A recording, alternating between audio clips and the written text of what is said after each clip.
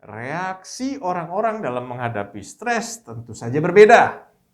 Pernah nggak sih lu pada nih pas mau ujian nih, ada teman kita yang santai-santai aja, cengengesan, dan tetap santai-santai aja.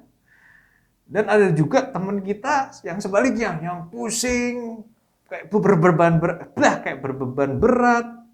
Yes, gambaran di atas menunjukkan bahwa setiap orang memiliki respon yang berbeda dalam menghadapi setiap kondisi.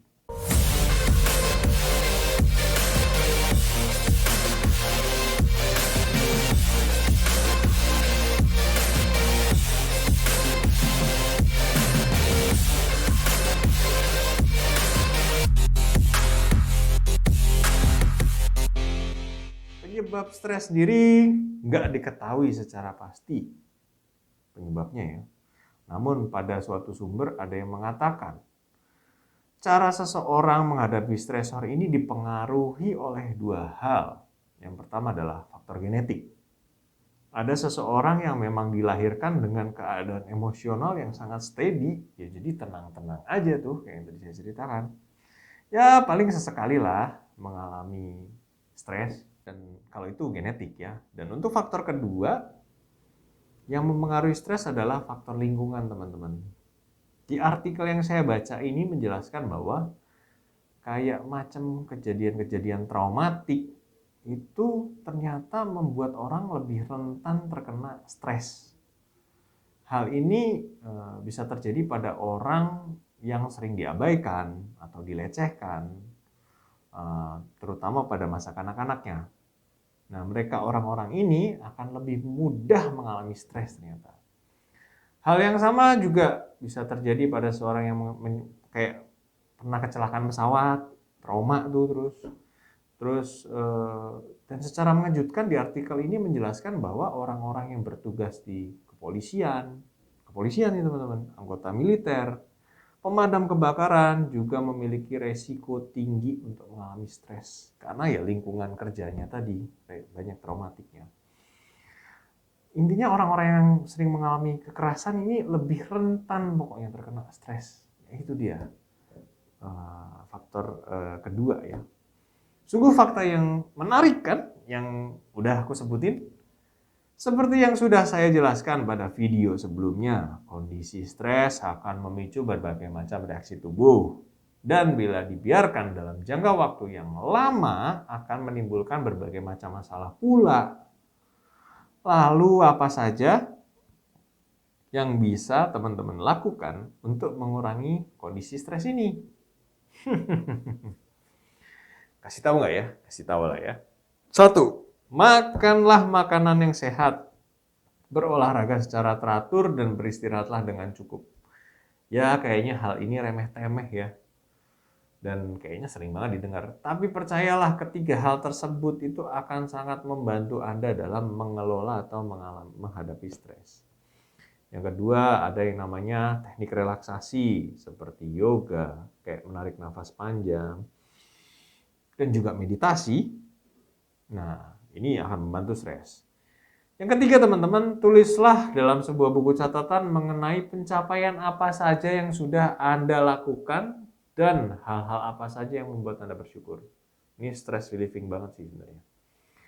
Luangkan waktu untuk melakukan hobi kayak baca, dengerin musik, boleh kok nonton film drakor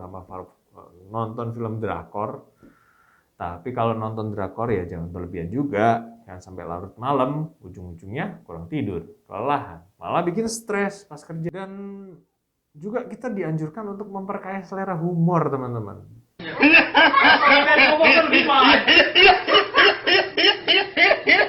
Carilah hal-hal yang dapat membuat Anda tertawa.